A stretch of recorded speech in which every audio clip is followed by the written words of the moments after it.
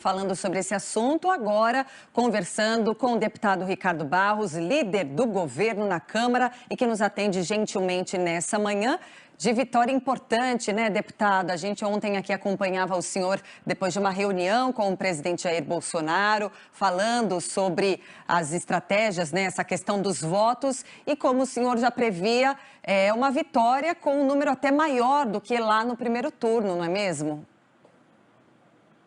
Foi o que nós afirmamos naquela entrevista logo que eu saí da audiência com o presidente Bolsonaro. Vamos aprovar com mais votos do que no primeiro turno. E foi o que nós pudemos alcançar. Foi uma excelente votação, articulação do presidente Arthur Lira, ministra Flávia Arruda, ministro Ciro Nogueira, e nós na liderança do governo, todos os líderes da base. Agradeço a todos, porque foi realmente uma boa demonstração de articulação e de interação.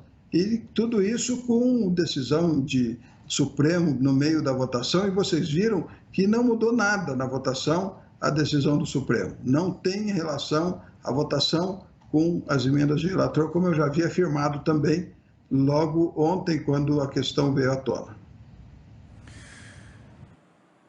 Deputado Ricardo Barros, né, qual que é agora a expectativa do governo para o Senado Federal, né? Há algum tipo de compromisso? A liderança do governo no Senado já está articulando a votação, porque imagino que o governo deve ter pressa, aí está acabando o ano e a população mais carente está de olho nesse auxílio emergencial de R$ 400 que foi anunciado já pelo presidente Jair Bolsonaro. Olha, Pedro, o programa Auxílio Brasil, ele é muito diferente.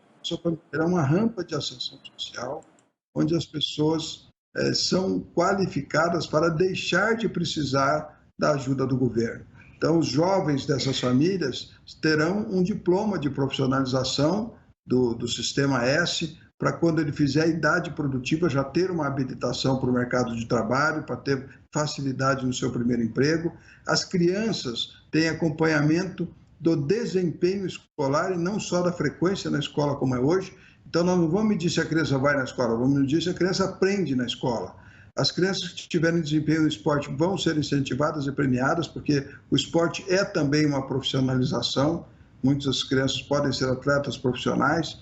Então, é um programa que olha para o cidadão para que ele tenha capacidade de sustentar sozinho a sua família e não ficar dependendo sempre do governo. Então, estou muito feliz com a aprovação desta matéria na Câmara dos Deputados. Tenho que dizer que Senado não é comigo, é com o senador Fernando Bezerra. Eu não vou especular sobre o Senado, porque é uma outra casa, tem outra dinâmica, mas a primeira declaração do presidente do Senado, Rodrigo Pacheco, é de que vai agilizar a votação. Agora, deputado, só esclarecendo aqui, justamente essa PEC abre no orçamento aí um valor de 900 bilhões de reais em que o governo pode trazer de recursos. 50 bilhões devem seguir para o Auxílio Brasil. Os outros, né, recursos poderão ser destinados para quais áreas, então? Olha, Patrícia, a desoneração da folha de pagamento daqueles 17 setores, inclusive a imprensa, né, é uma das finalidades desse recurso, fez parte deste acordo de procedimentos.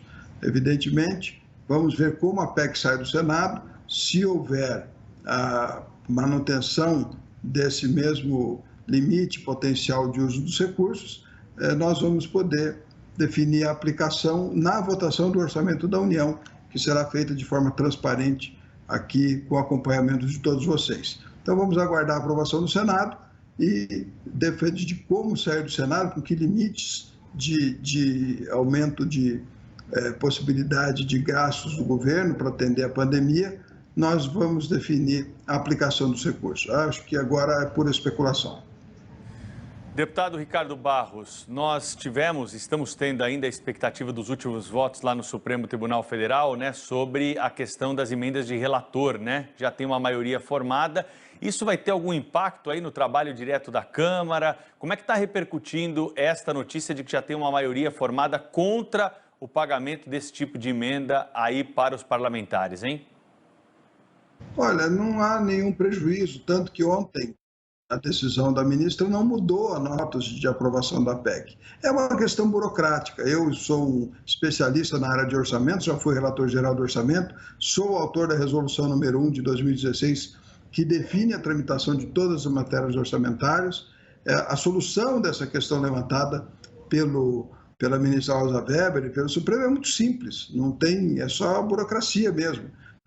Não temos dificuldade nenhuma de atender. É lamentável a interferência do ativismo político do judiciário no executivo e no legislativo, né, mas vamos dar solução a essa questão, até porque nada pode ser feito com dinheiro público que não seja de forma transparente. Então, essas indicações do relator, todas elas geram um pedido no Sistema Nacional de Convênios, um despacho e aprovação do projeto, se é custeio, se é investimento, e a transferência dos recursos e a fiscalização pelo Tribunal de Contas. Portanto, não há nenhum problema, não tem nada de secreto nisso. São despesas do orçamento da União que visam atender às necessidades da população.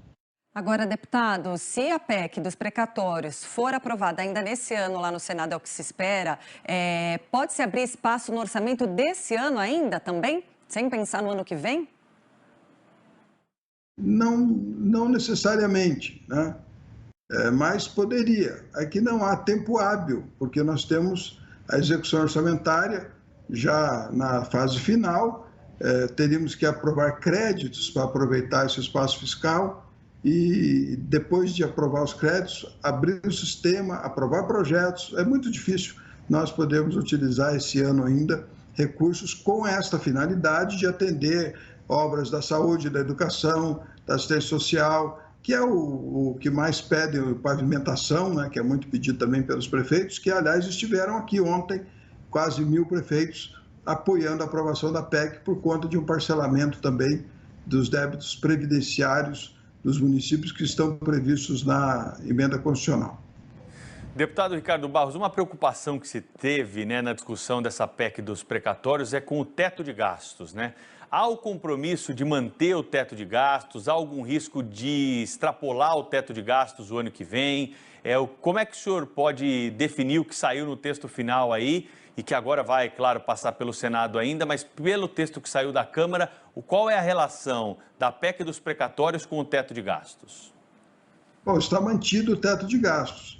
Como nós alteramos a base de cálculo que estava prevista essa alteração em 2026, mas nós antecipamos por conta da pandemia, de janeiro a janeiro e não de julho a julho, abriu-se um espaço fiscal de 40 bilhões neste ano de 2022. Então, nós teremos a execução orçamentária normal, né, e vamos seguir com o orçamento. Não há risco nenhum para o teto de gastos, ele foi mantido. Nós tínhamos, no ano de 2020, primeiro ano da pandemia, foram 700 bilhões fora do teto de gastos para atender a crise da saúde e do isolamento social, né, dos efeitos econômicos, portanto, auxílio emergencial para milhões e milhões de brasileiros. No segundo ano, foram 100 bilhões acima do teto, né, e nesse terceiro ano são 30 bilhões que nós estaremos fazendo a mais no auxílio emergencial, que é além dos 30 bilhões do Bolsa Família, para poder encerrar essa crise da Covid. É perfeitamente razoável o que está se propondo, mas não é um furo do teto. É uma mudança de regra de cálculo que já estava prevista ser feita em 2026 e que foi antecipada. O deputado, também esse espaço aberto pela PEC pode englobar recursos que serão destinados a parlamentares no próximo ano? Poderão, se isso for aprovado no orçamento da União, né? Todo o limite fiscal de gastos que está sendo viabilizado na aprovação da PEC será votado no orçamento de forma transparente e a sociedade vai acompanhar como o Congresso propõe aplicar esses recursos. Não temos nenhuma dificuldade de avaliar todas as possibilidades. Uma parte eu sei que é para a renúncia da folha de pagamento, a desoneração da folha, que foi comprometido, outra parte é para o Auxílio Brasil. E poderão haver outras destinações aprovadas pela Comissão do Orçamento e pelo plenário do Congresso Nacional. Barros, qual que é a próxima do governo aí na Câmara, hein? Conta para quem está nos acompanhando aqui no Band News TV, qual é o foco daqui para frente, depois de aprovar a PEC dos precatórios, com um placar aí maior do que o da primeira votação, né? Quando todo mundo ali achava que nós tínhamos dificuldade para passar, a PEC passou e passou melhor do que na primeira votação. O que o governo vai empenhar agora os seus recursos para esse restante de ano, hein, deputado? Nós temos vários projetos que já foram votados aqui, que foram para o Senado: regularização fundiária, licenciamento ambiental, cabotagem, né? Nós queremos aprovar aqui a infraestrutura, a autorização para a estrutura ferroviária, que é importantíssimo. Nós temos o MEI caminhoneiro, microempresário, né, microempreendedor individual caminhoneiro, que é um pedido do presidente Bolsonaro, que já está na pauta para votarmos, e também queremos votar a modernização do setor elétrico. Nós temos que cuidar muito, porque o preço da energia está subindo, e nós temos que permitir que outras fontes renováveis possam entrar rapidamente em produção para diminuir a nossa dependência de termoelétricas, que custam muito caro, e infelizmente petróleo, gás tiveram uma disparada mundial de preços e que acabam afetando aqui a tarifa vermelha da nossa energia. Então, essas são prioridades que estão aí para votação. Também tem defensivos agrícolas que nós queremos votar, é um projeto importante, porque existem muitos novos defensivos mais modernos, que poluem menos risco à saúde, que aumentam a produtividade e que aqui no Brasil a gente ainda não conseguiu usar. Mas tem outras pautas também, mas essas eu acho que são as mais importantes aqui para o nosso fim de ano na Câmara dos Deputados, além, obviamente, de aprovar o orçamento da União. Deputado, a PEC dos precatórios agora segue para o Senado, até que seja aprovada por lá. A gente viu agora o Ângelo Nascimento falando que existe uma discussão, se vai passar pela Comissão de Constituição e Justiça ou se vai direto para o plenário. Enfim, a casa vai tocar por lá. Até que se aprove Câmara e no Senado, como vai ser mantida a ajuda a essa população mais vulnerável nesse momento entre o benefício do auxílio emergencial e até a chegada do Auxílio Brasil? O ministro João Roma está encarregado de propor essa solução, e que eu acredito que será encaminhada, né? Mas já tivemos anteriormente a interrupção do pagamento do auxílio por conta da demora da solução legislativa dentro da Lei de Responsabilidade Fiscal, sem comprometer, né, o CPF de ninguém dos que tem que assinar a solução que foi proposta. Então, vamos torcer para que o ministro João Roma tenha uma saída para que a gente pague o mês de novembro e já dezembro no novo programa Auxílio Brasil, que é uma rampa de ascensão social, um programa muito melhor que o Bolsa Família.